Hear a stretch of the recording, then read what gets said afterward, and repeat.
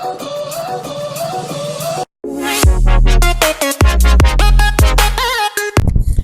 guys, what is good? How are you guys doing? You're welcome back to the channel. My name is Damilola. In case you're stopping by for the first time, please don't make it your last. In today's video, I'm going to be styling my knotless braids. I'm not going to talk too much. I just want to jump right into the video. Okay. But before I start, I think it's important to say that I used two attachments for this ear.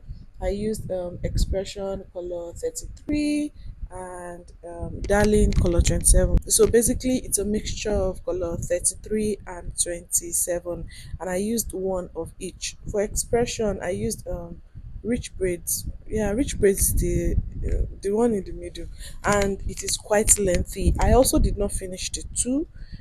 It is this is the length. Let me, yeah, it is lengthy. I'm just going to get right into the styling.